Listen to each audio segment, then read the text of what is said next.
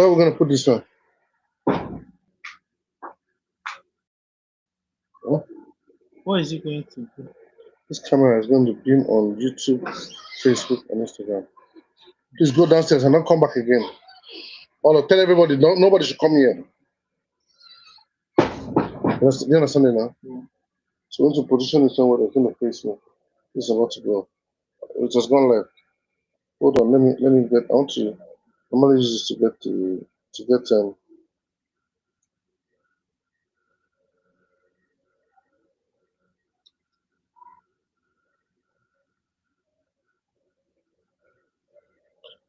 put the other things on silent, not just vibration, silent. You understand?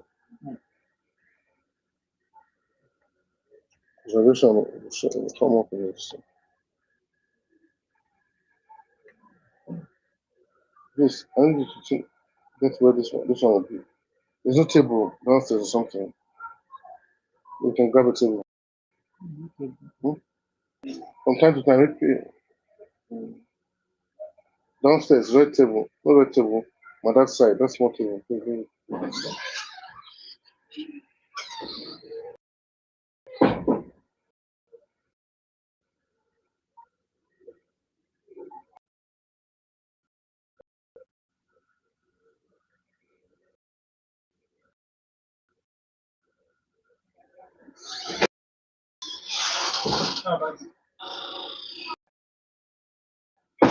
Those children, tell them nobody's coming to here. I knew it's not. No.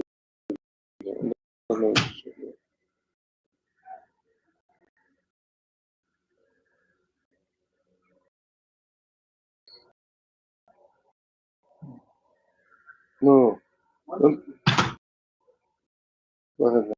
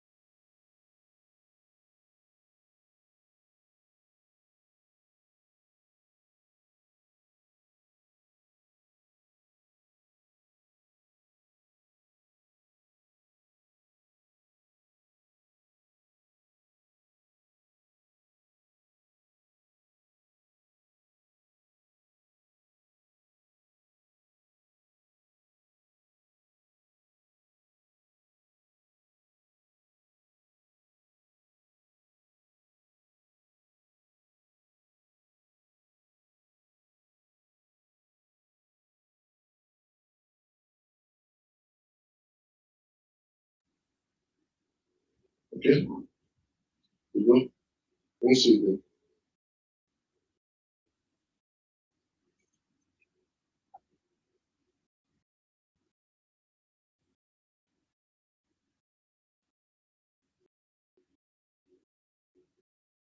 It's supposed to show me screen record. Okay.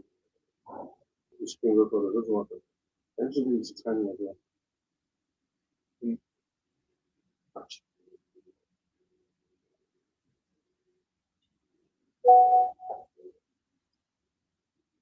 Eight at 6. Yeah, I'm just trying to what is 1 hour and stuff.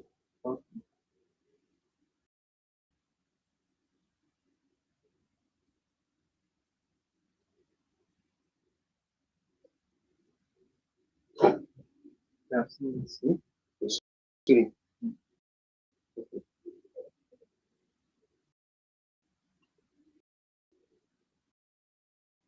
Once you finish like 1 hour and stuff.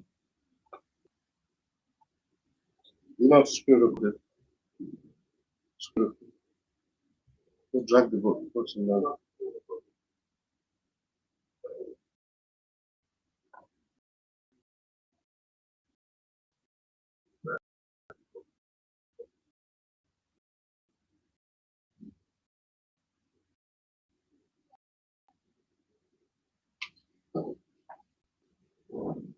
I don't know if you guys can hear me. Let me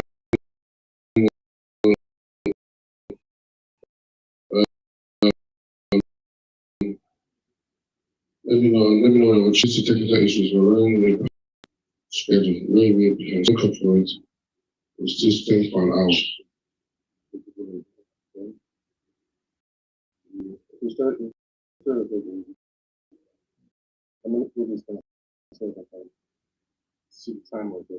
Thank you very much, everyone that joined from wherever. Thank you very much. We are streaming live from my community in my village, which is where I'm from.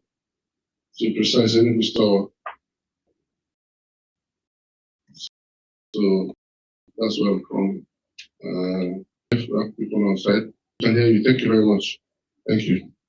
If people here are still expecting more, it's a festive period, so there's a lot of engagements and things going on around here. But I also think that it's important that we still have this to give people an opportunity to learn and we all grow together, hopefully. So yes, thank you to TikTok family, YouTube family, Facebook family. Thank you very much. Thank you. We do this every Sunday, 7 p.m. UK time across the world. The idea behind this retreat, this billionaire mindset retreat, is so that we can have this every year, special grace of God, something that people will look forward to. So part of what they look forward to when they're coming back for Christmas. So virtually as well as in person. Our prayer and the vision is that it's starting as a 1-day stuff or few hours stuff. You know, the time will come, it will be a thing for 2 days, 3 days. We want to be people who can inspire, grow, you know, and get energized for the next year. That is that. So you're all welcome. Please, we share this post. Please keep tapping on the screen, especially TikTok, so more people can get to know about it. So remember, I have a Facebook. If you look on my what's it called, on my bio, you can see a free ebook as well as what's it called, the paid one. You know, Roadmap to Financial Freedom is the free one. From idea to short business is the paid one. So look at it. And if you want to have with me, 10 minutes free. Look on my bio. You can see a link to that. If you want to join our community, let us know. This live stream is sponsored and from them out. Do well to check them out. So the title of today, like we said, is Billionaire Mindset Retreat. Billionaire Mindset Retreat. The whole idea is to 1 minute. You check this is okay. Because there will not be any audio on TikTok. I just found it. I think you just leave that. Let's just do that like that.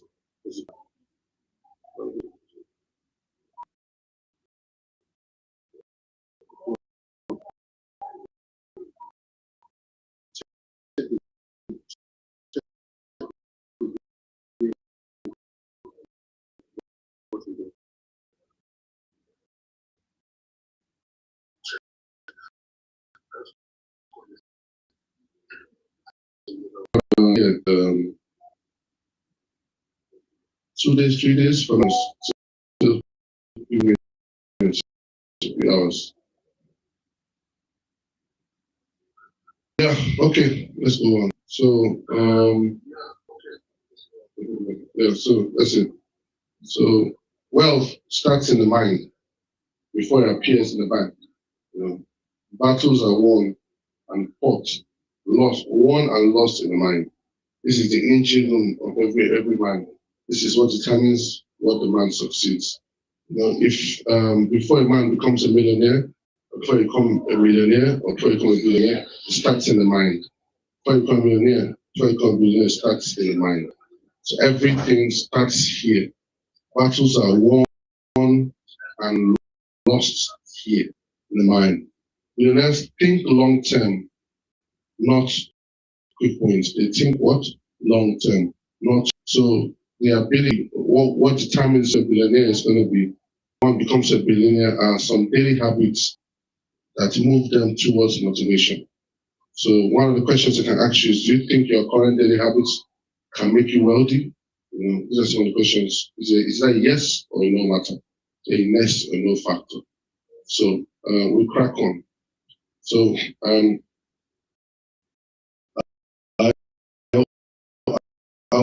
always share this. Am I yet a billionaire?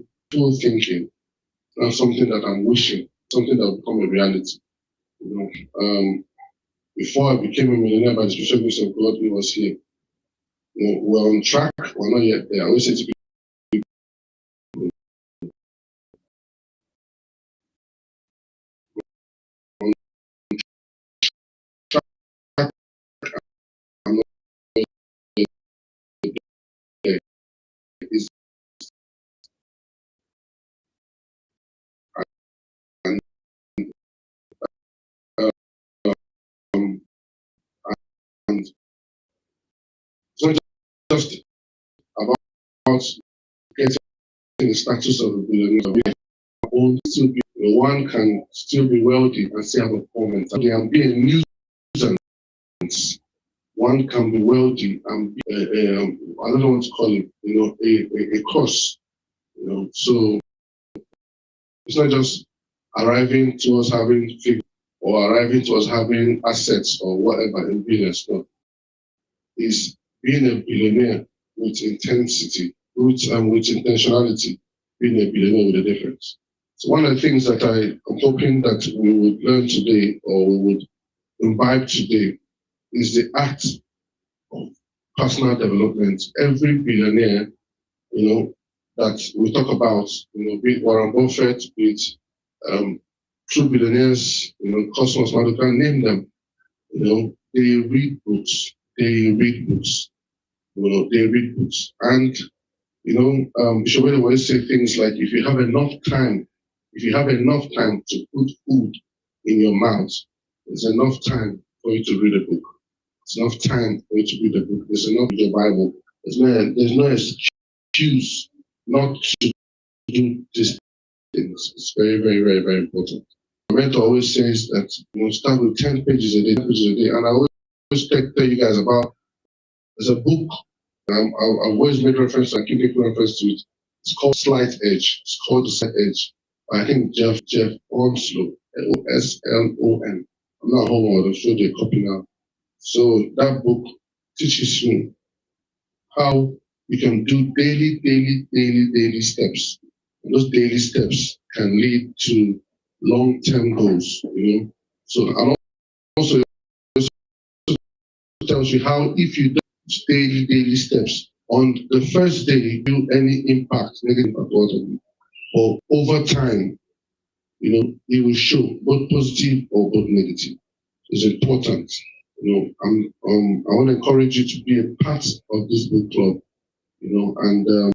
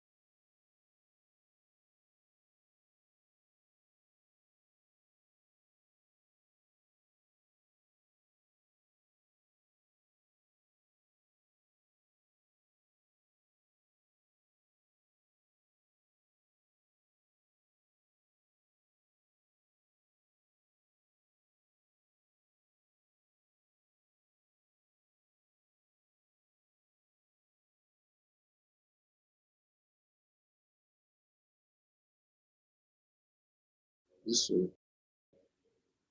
This one. Okay, this restriction. This is missing. Yes, you can hear me. Let's have it take.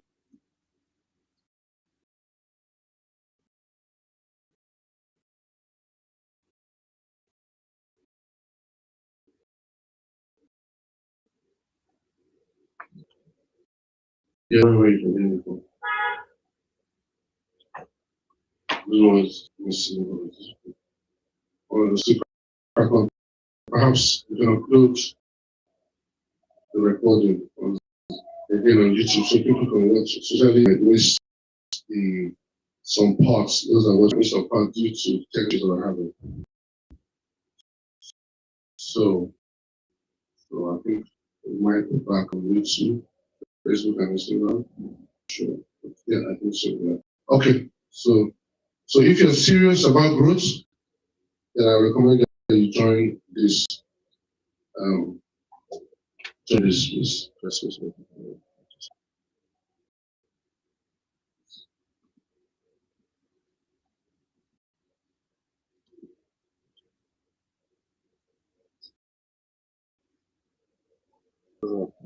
Share the chat first, okay? Anyway, sorry guys. Yeah. Okay. Thank you very much. Yeah. So yeah, that's why. So I talked about the 10 pages a day. That's about the club and the importance of why we all need to be in it. The importance of reading 10 pages a day. I don't want to share that. So another billionaires, I talked about one billionaire's minds, what a billionaire would do. They always read. And another thing a billionaire was doing is that they always check their health. They always check their health. They always check their health. They always check their health. It's very important. A lot of things, I put this to my other sister. She was always on my case. You need to go to health check, to do this, you need to do X, you need to do Y. And I was naive as a Christian, and I would make some commissions. I think that was my level of faith, but I think I made some mistakes, and health-wise, not out of it's not on my head, but I wish there's some of the things that I knew way before now. I would have put up either the kind of way that now, which I'm finding is more challenging to drop. And I wish I knew some of these things I know now. It's important that I don't know how many of you will notice when you to posh areas in UK fast foods. You don't see chicken and chips, you don't see kebab shops, you don't KFCs, you don't see the McDonald's, you don't see any of those. You only see that areas that are either middle income or low income, where the food is fast. Those food, as I say, is not healthy. There's no other stress, no time, or like just going, grab a chicken and chips, get a sandwich or whatever. The billionaires, when it's a mindset thing. They are mindful of their body, and they're mindful that with the right body or the right health, they can go far and they can keep progressing in life. So very, very important. Let me check.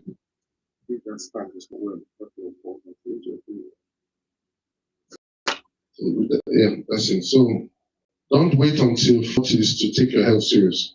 Don't wait until you're 40. So I tell my teenagers people people right now, I say, don't wait until you're 40 years old until you start taking your health serious. Very, very important. You can start now and start being mindful of your health.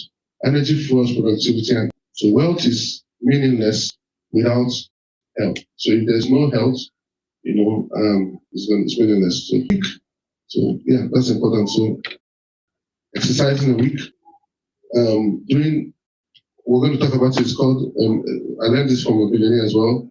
It's called 5 a.m. Club. I'm going to talk about it and how we can do exercise and do everything within time. So yes, so I'm going to go straight into it. It's called. I don't know how many of you have read the 5 a.m. Club. 5 a.m. Club. So in that book, also highlighted some key things. Morning hours, clarity and discipline. Morning hours, clarity and discipline. Early rise, like the ability for one of the things that billionaires do is that they rise early. I once spoke to a man called Lord Paul. Lord Paul, he's I think Indian origin. Yes, been very wealthy in the UK. Because of his daughter's health, and right from England, he moved from India. He moved straight to Malabon, so that's to tell you how rich he was. So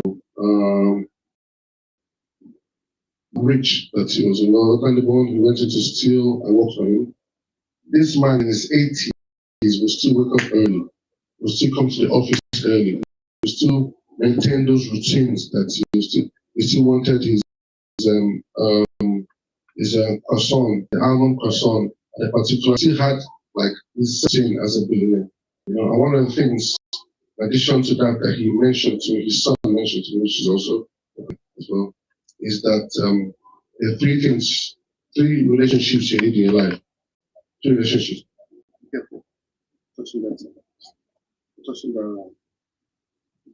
One, he talked about relationship with the doctor for your health, which is what I was talking about now. Relationship with the lawyer, that they'll be the ones that will help you out through litigations, because the more with, like Grant Cardone will say, that even if you have $1 million, whatever million you have in your account, you're still poor.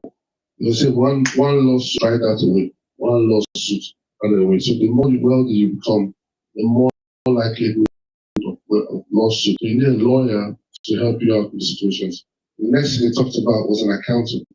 So when I don't know how many of you reached that called that, having a good accountant on your side is the one that's able to tell you how to go around situations, how to go around this, and to make you still become tax savvy or tax efficient. So these three things, and I don't forget that. So it's important that you bear that in mind. So back to what I was talking about. And billionaires rise early. Billionaires do what? They rise early. Billionaires rise early. And late risers, when you wake up late, you lose a lot of things. So when I see people, they're sleeping at 10, I think my dad, who's a billionaire too, that's one of the things he imbibed into me. He wake me up, I wake up in the morning, just to wait for him to go with him to the office. You need to get on the bus, find your way to the office, and make sure you're in the office with time. And I noticed that when I started adhering to those his instructions, I became more productive, and I'll come to the office on time, and before 10, I've achieved a lot.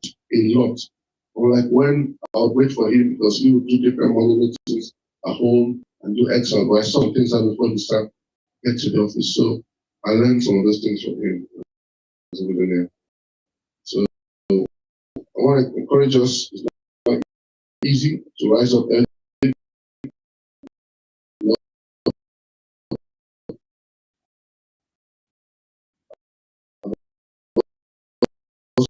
Also notice that if you sleep late, you wake up late. But 20 minutes of everything. Early at 5 a.m., 15 minutes or 20 minutes to read, 15 minutes or 20 minutes to reflect on the day, 15 minutes or 20 minutes to read, to have exercise. So even I don't have time, I'll do sit-ups for 20 push-ups, or there's an activity I follow up on YouTube. I do it for 20 minutes, 15 minutes, 16 minutes, whatever, and I'll do something every day. So even if I don't do that, I'll try to take a walk. I'll try to do that. So these things are what billionaires do.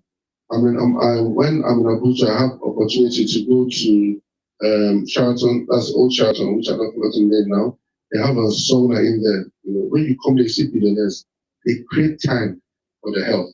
So they now join. When you're there with them, they play squash or they play lawn tennis, and or they do one thing or the other about their health.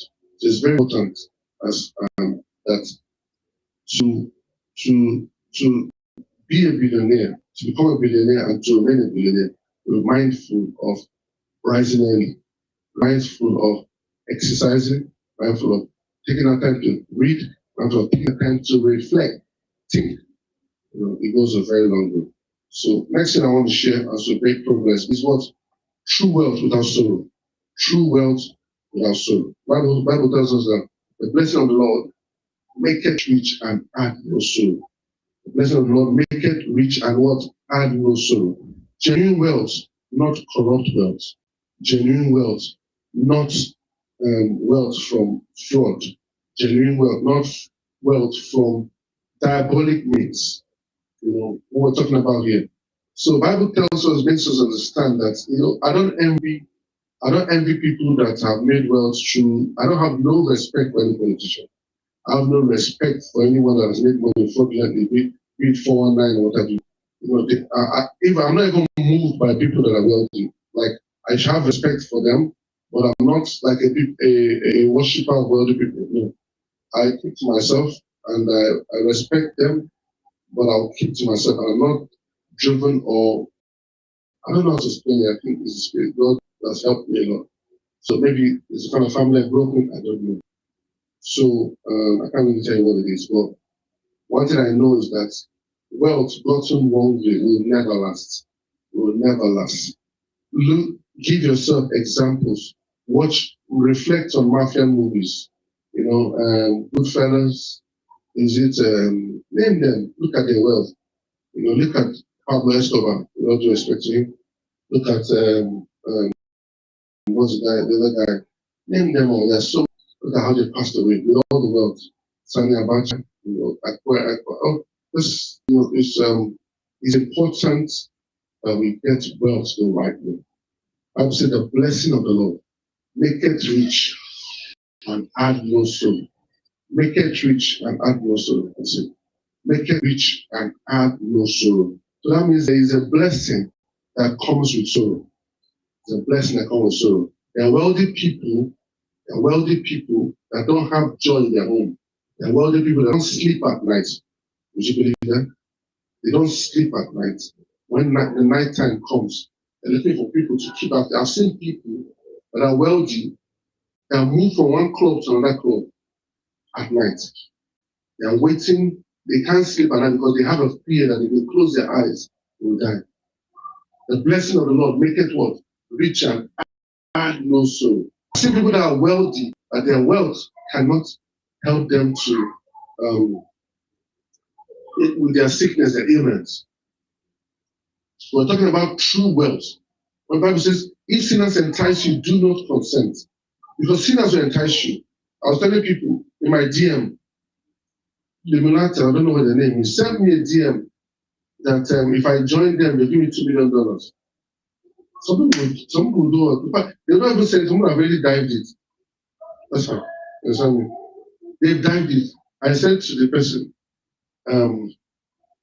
send me a message. I like they said, no, I need to join a Telegram group, one thing or the other, and all that. Nothing goes for nothing. There's nothing free, they say, even in Freetown. So they entice me with $2 million, and I go in, I don't know who they are, with no respect to them, I assume, I don't know what to say. But they have a lot of negative press around them.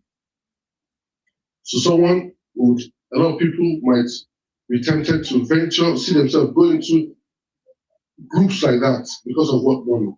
Some people have done things, ritual killings, diabolic things, done all manner of things just because they want to make money. It's important that money is earned and earned right. There's one thing that Jesus Christ talks about. He says that the peace I give is not the peace that this world gives. The peace Christ gives, a peace that surpasses all understanding. Is a peace that even in chaos, there's a problem going on, but you just have peace. Your confidence is in Him that can make all things possible. So what you're talking about here is making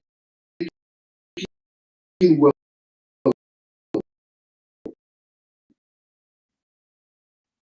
the right way, making wealth. Billionaires, true cost. Who carry mobile escort? Yes, there's external aggression. Somebody can come, kidnappers can come. Don't carry mobile escort because people can even hurt them. People can do what? Hurt them. People can hurt them. Why? People can hurt them. That's maybe they've offended a lot of people. People can hurt them, or they've offended a lot of people, But by the grace of God, my dad is downstairs, sitting down, just free life, peace. You don't cheat anybody, you don't take anybody's stuff, you're not trying to please any deity. The deity that gave you the money is looking for how to get the money back. You have to do annual sacrifice to appease the deity, and to appease the deity is a lot of pressure. So it's very important. Not all money is good money. Some of them are blood money. Not all money. True wealth does not come from fraud, corruption, or exploitation. And that's another thing about exploitation, especially some of our officers, people that work in different government offices, especially in Nigeria, for instance. I'm sure it's across the world. They exploit people. I can bring in a container for maybe XYZ amount of money, and they will just say, oh, one thing inside of goods is this, therefore you're going to pay 3 times it. They will take that money, yes. What you just done, exploiting me. Even Jesus Christ told, what's his name? I think exactly as the short man, you should go and do what? Return the money. That's exploitation. A lot of people have made money from exploitation. The talks, the RIA people in Lagos that are taking money from young people, marketers, small scale businesses, that's exploitation. People are taking money and they're costing policemen or what have you. You get a policeman to solve a case for you. They want 10% of the thing. That's exploitation. You go to EFCC, you report a case. EFCC wants their own court, or they take you to the corner and start talking to you. That's exploitation. You bring a television into the country, or you bring some goods. Legitimately, rightly, the custom officer there will say to you, for bringing it in, you're going to pay a certain amount of money. And because they know you can't do it and you need what you want, that's exploitation. So people have amassed wealth through exploitation. exploiting people. That's why you hear all this elbow. That's why elbow is or touts are popular in Lagos, because NEPA officers, like electricity officers, they exploit. That's exploitation. A lot of people are making wealth through that, but it will not last, and it comes with sorrow. It will not last, and it comes with sorrow. So it's important that we are not going through diabolic or destructive practices as means of getting wealth.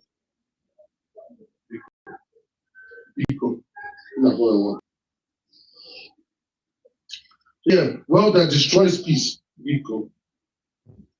Wealth that destroys peace, family, and health or reputation is not success. So true wealth will give peace. True wealth will give family, joy, and happiness is very important. So genuine wealth will always bring what? Peace of mind and not otherwise. All right. So sustainable wealth is built on values, services, and integrity. That's what it is built on. Values, services, and what? Integrity. Very, very, very important.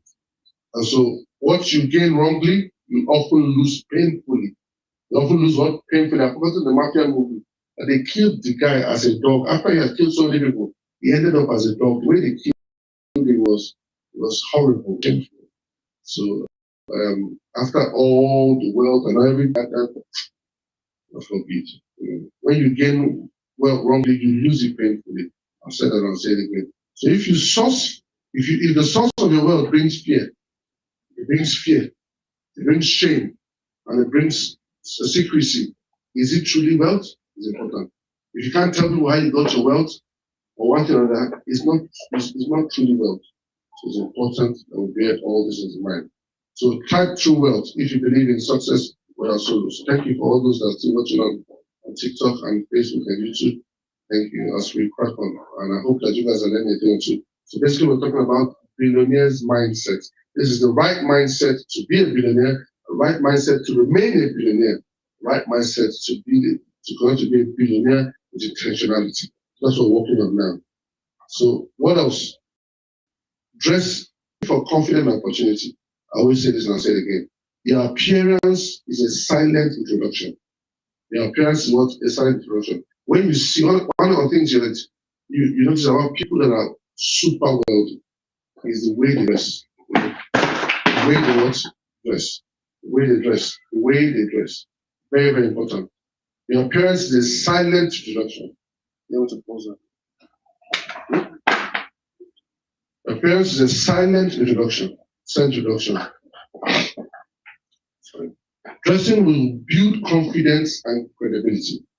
So it's important that I always say to young people, not due respect to people.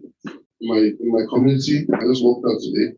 You see young children with braided hairs. See young ones with braided hairs. I've seen some people think that when they arrive, one of the hallmark of that they've arrived, especially people that made money through, we don't expect, but it's obvious, through illicit means, 419, frauding people, Yahoo, name it. All the hallmark is that they must braid their hair. When you check true billionaires, people that their brain is an engine room, like a factory line, with maybe about 4 or 5 or more factory production. If you've been into a factory line, you understand what I'm telling you. With all due respect to women, but I see a man's brain as a factory line. Right from where the raw material is being put in to where it's being mixed. Maybe because I worked in a lot of factories, so it gives me insight and understanding into what I'm saying. Like every aspect of the production is very important towards the product.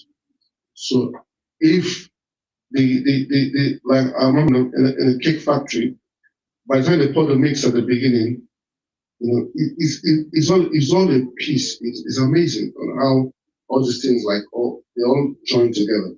Once the sensor senses a problem at the beginning part of the production, the whole stuff ends, and they start tracking it, and they go into the computer, and you can tell them where the problem was, and they go rectify the problem. While they do that, all of us will wait and wait for the machine to resolve. While the machine resolves, it goes back on, it keeps working. It goes from where it is molded, it cuts the cake into its pieces, takes it from there. If it's a cake that has to have a cream in the middle, it will open it up, the cream in the middle, It was you open it, you pour the cream, and now we'll take close the cream together, and to go past that section, you get to that section that you do the icing on it. Man, when it's done and all that, you get to section, the stuff will go into a box, it'll be sealed, and now go into the carton, and you build from there into a pallet. On the pallet, it goes into the vehicle. The box is going, is numbering it, expiry date. I see that as the way a man's brain functions. Now, a true man, without due respect to business, a true man, check billionaires, don't talk about billionaires, even in Nigeria, check billionaires in Nigeria. How many of them have their head graded? Why? Because their brain is like 10 factories going on at the same time. As I'm sitting down here, I have about 5 factories going on in my mind. Things that need to be done in this country when I'm in factories, like different things in my life. So you see someone like Dangote, his mind is factory 1 will be his refinery, factory 2 will be his sugar plantation, another will be the one in Nepal, another will be the one in Cote d'Ivoire, another will be the one in this, maybe he needs to go to Davos for this event, maybe he needs to go to that one, he has to get the funds to do this. When will that man have the time to sit down and get somebody who plates there?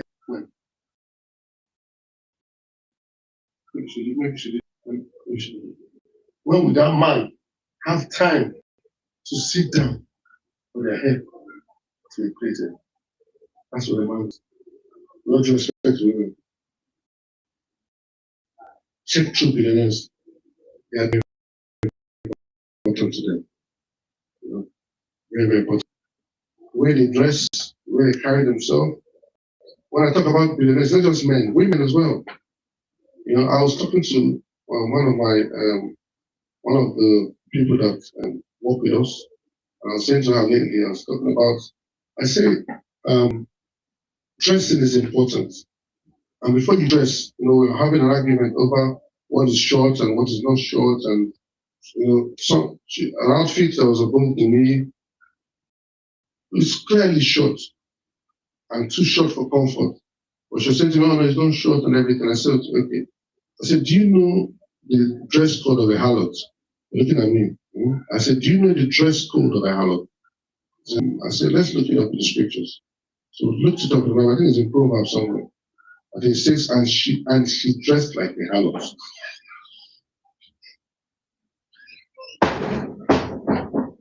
And she dressed like a harlot. So I said to her, and I always say to a lot of young women, before you get dressed, perhaps you need to take a clue.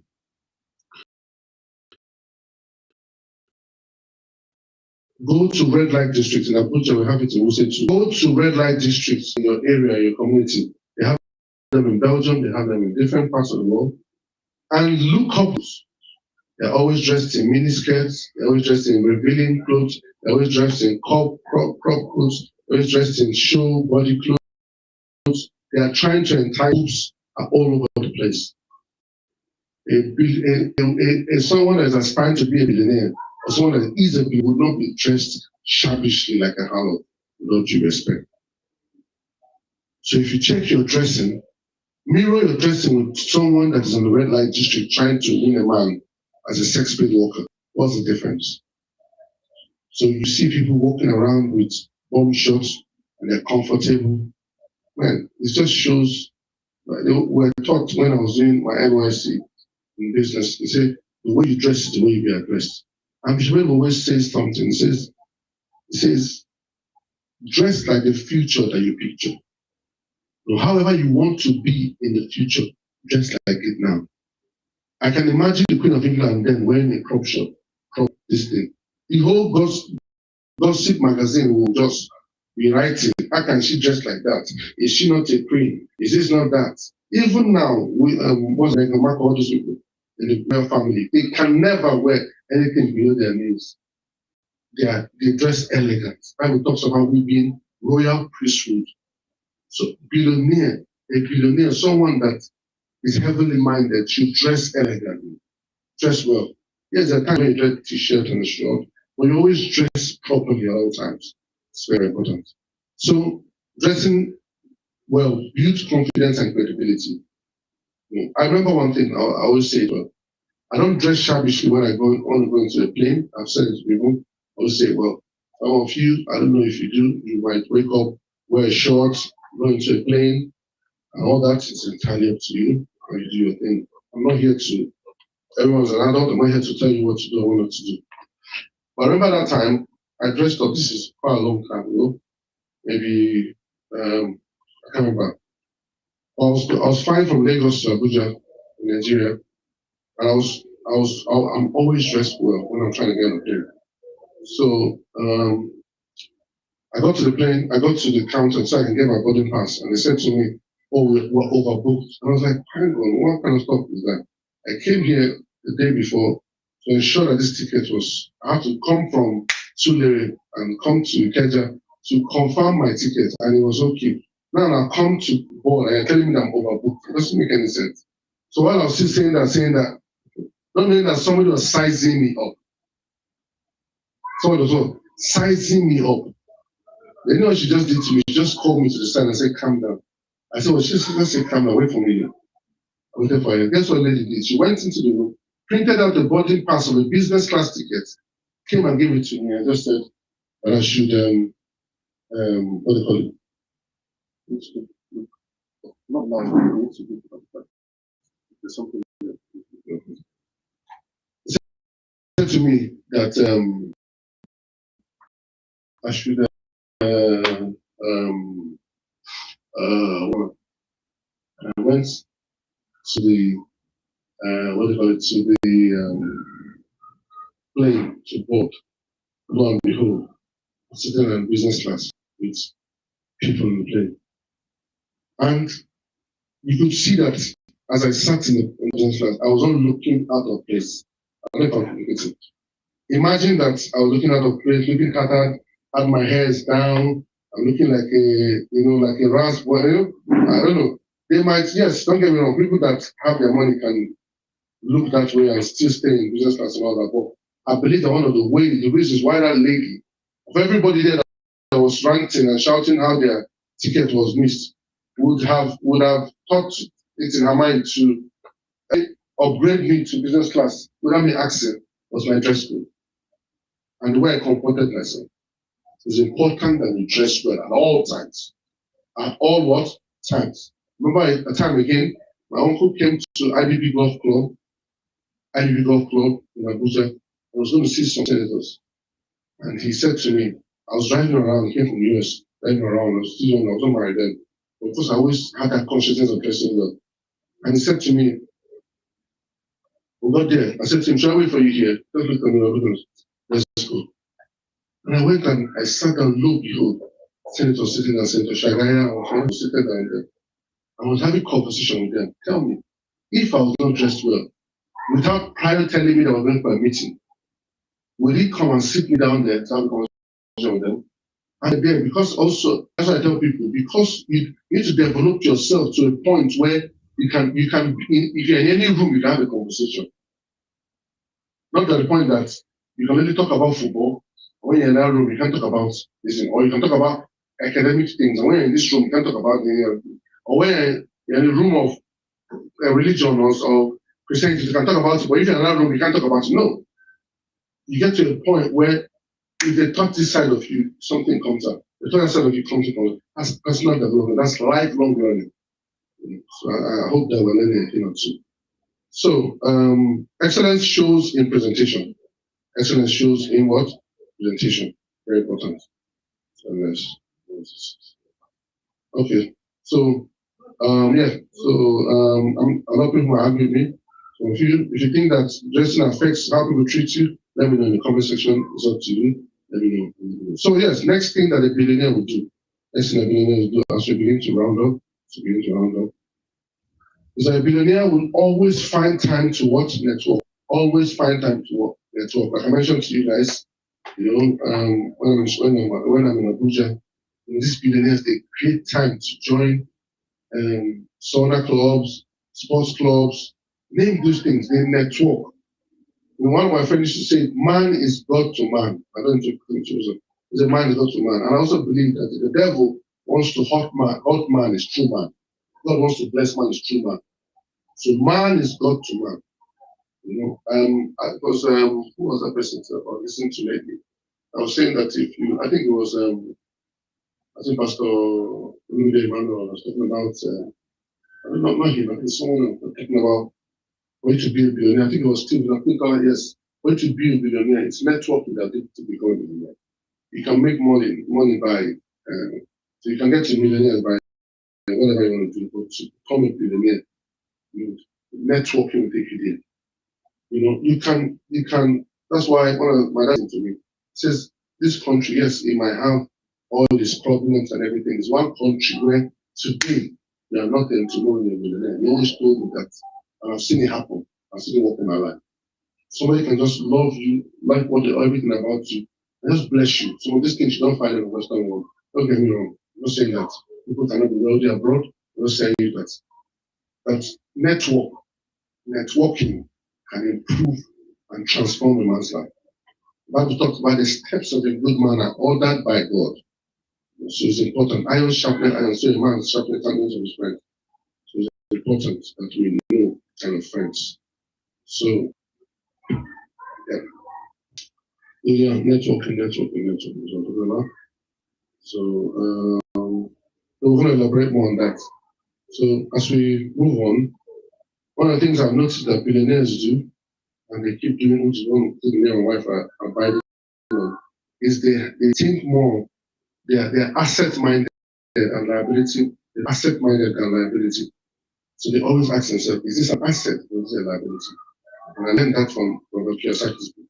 It's an asset or a liability. So when they are purchasing or trying to make an investment, so we don't do respect to a lot of people. And I always say this to my wife, a mortgage is a liability. I learned that from Robert Kiyosaki's book. In other words, is that if you stop earning, for instance, there's no salary today, for instance, and in a month or two, no money is coming in. The mortgage is not bringing money. The mortgage will keep demanding money from you. That's a liability. In your balance sheet, it will always be in the expenses liability. So until people start buying properties that bring in money, that's assets. So the idea, billionaires invest in assets, in income generating assets. Billionaires invest in business that bring income. And billionaires take it to a point where whether they work or they don't work, they're earning. I think I've said that a lot. If you watch my program, my streams, that's one of the things we are common statement you always hear from me. It's important that we give that attention to assets over liability. And I'll say this, and I always say it again. In the Rich Dad, Poor Dad book by Robert Kiyosaki, there's what's called the cash flow quadrant.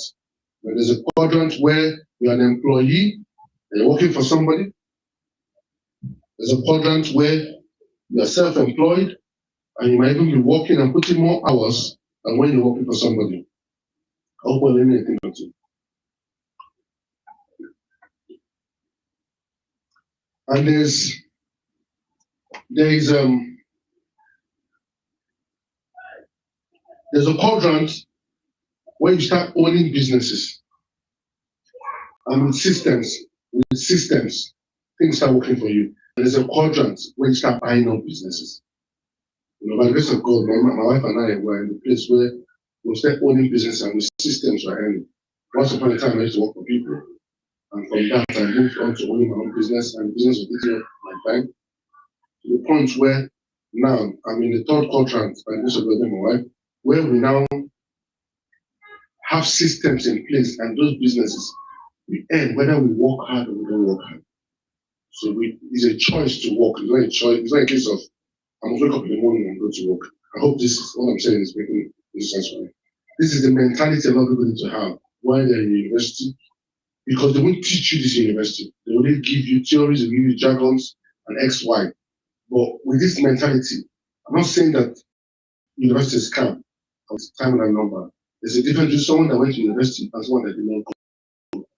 Even if they're billionaires, even if they're wealthy, there always be a difference. So I am for people to go to. I'm also saying that people need to improve themselves personally, so they don't come out and join the rat race. They have the right mentality to get out of that race and live life on their own terms. I don't know if I'm communicating. So we need to move from one quadrant to the other, and those quadrants are moving Intentional. Hold on. Join. Joanne. Jaden.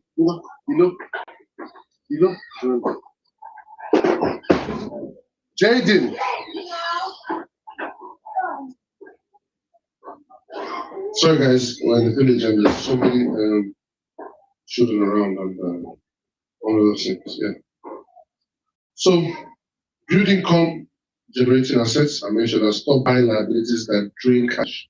If you want to understand that better, look into the book which that for that it makes a whole lot of difference. All right. So that's this year, my encouragement to be in 2026, think income generating. So I always say to people, one of the lowest hanging fruits is short legs business. That is one I know. That is one that I'm in my village now, Enugu State, Nigeria, and my wife and I were still earning. Whether we work or we don't work. We need to, and those are the kind of businesses we invest in. I'm not saying that other businesses are not good. I'm saying that businesses that don't need your physical presence to work. That's what I encourage you. I have a book at my house where it's called Build to Last. It's a book that teaches how to create a business from day one that doesn't need your presence. That's a book that I read that really changed my mind. And that's what billionaires do. That's one of the minds of billionaires. Is that I know a billionaire that I come across. He said that in his videos, he said that before he buys a company, that company must make £1 million a year profit. Well, I don't know if you need 1 month, make £1 million, and he's going to buy the business with his staff. They don't have the right team, they don't buy the business. So he's not trying to acquire another job. He's trying to buy a business to grow his portfolio and grow his assets. I don't know if I'm letting it not so good. So I'm going to wrap up. I don't know whether I'm going to have enough time for because of the network and everything issues. We're not going to have enough time for people to put in the trust. So, but I just want to say a big shout out to everyone that has been watching on Facebook, TikTok, and YouTube. Despite all the that has come across, I don't know. You have a question? Yeah, picking up the mic already. So feel free to ask a question or type question. Can you see any questions there? Let me know. This is sponsored by the Henry Love said. This is 10 Homes and Love Family Podcast. Please feel free. So we talked about joining a book club, we talked about the 5 a.m. challenge, we talked about building assets the right way. We talked about staying healthy, we talked about networking with intentionality. So while I let anyone, I don't know if there's any question in any of the platforms, as you begin to wrap up, because our time is fast spent. Let me know any questions. Do you have any questions? All right, I have a question. My question is, when it comes to skill acquisition, you talked about business that lasts, that doesn't need presence, that even when you don't work, you still gain. Now, as a graphic designer, how can that be possible? Or is graphic designing not a business? Is it not necessary? Yeah, it's a necessary business. And as God may have me, that book I talked about, Build to Last, one of the case studies of that book was a company that built graphic designing company. And the guy made logos, and that's what they did. And they would make a lot of money from the company that they work for. The company would sign contracts with them, and they'll be their printing, their design and printing partner. So they'll not just go to another company. So they'll outsource it for maybe like a year or two to them. So everything printing will go through that company. So they'll be tailored to those people. Sometimes their balance sheet is in red or sometimes it's. So he came across this guy that was trying to coach and mentor him on how to turn his business into a sellable business. One of the things the guy told him as a graphic designer is to systemize things, is to write SOPs, standard operations, how to design and do things without him being involved.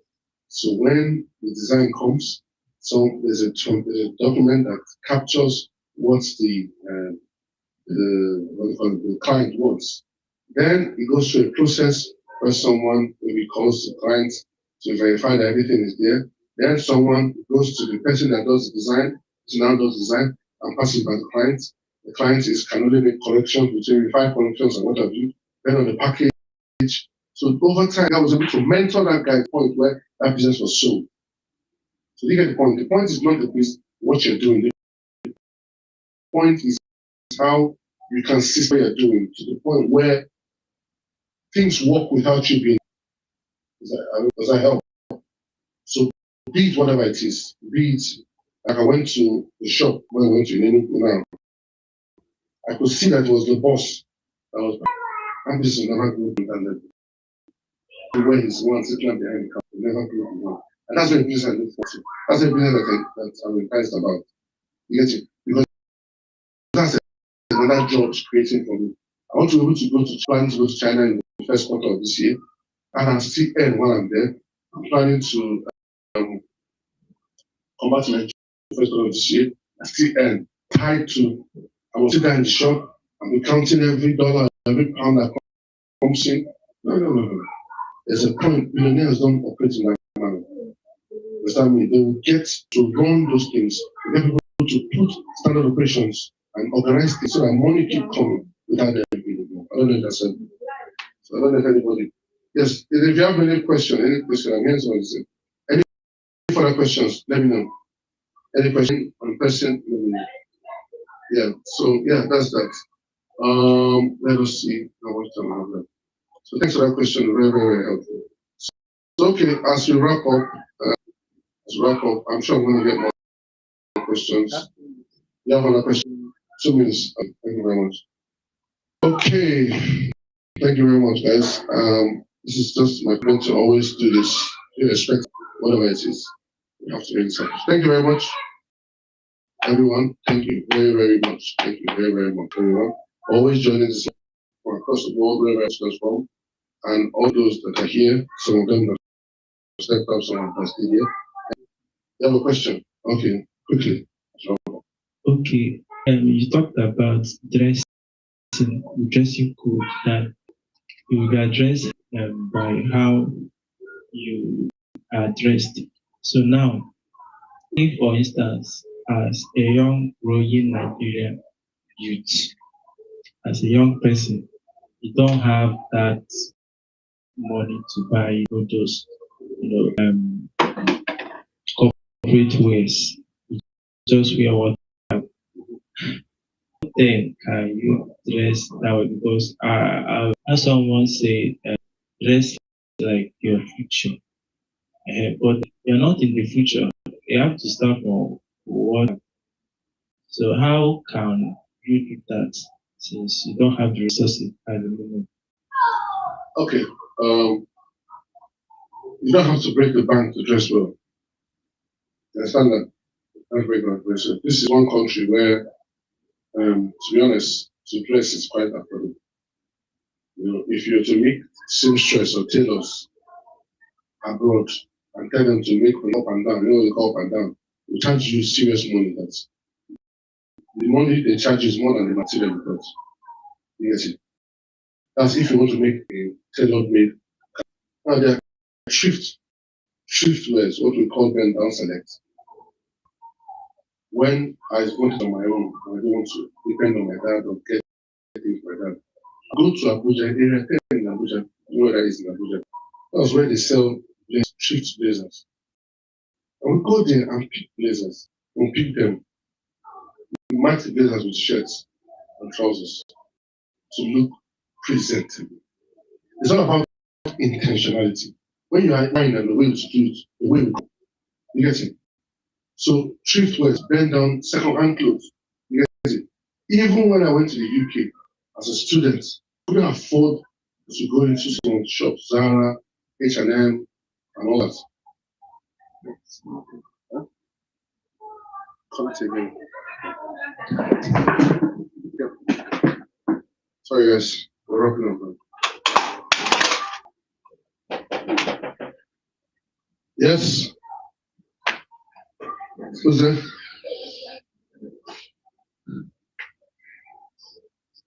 This,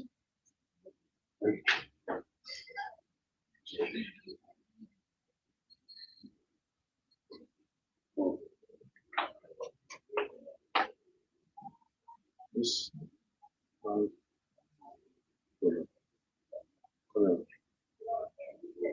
you want to do this? We'll change the view. Okay. Can now receive this. Sorry, guys. I hope you guys have learned a thing or two, and hopefully. Oh, sorry there. You can rejoin again. I will ask one question and we're done. So, when I first came to UK as a student, we used to go to charity shops. Charity shops where you where people donate clothes, and they'll have nice blazers, nice outfits, nice shoes. I would go pick up a coat too. I still go there. Going there, I see something good, I will pick it up. You understand that? But that's not my go-to place to dress up. You get my point. What I'm trying to say is that it's still possible to dress up modestly without. The way you can do it by buying used clothes, and the way to do it is by to put a combination of materials. This material, working with a tailor is not too expensive to make you outfits that will make sense. I don't know if that helps. You understand? Shoes are costly. Same. We used to go to a wedding when I was in school. You know where there is. If you I can in my head, I can go to a wedding, I'm able to find some shops. And coming from wherever it came from. And sometimes they'll come in that I don't even want. I'll take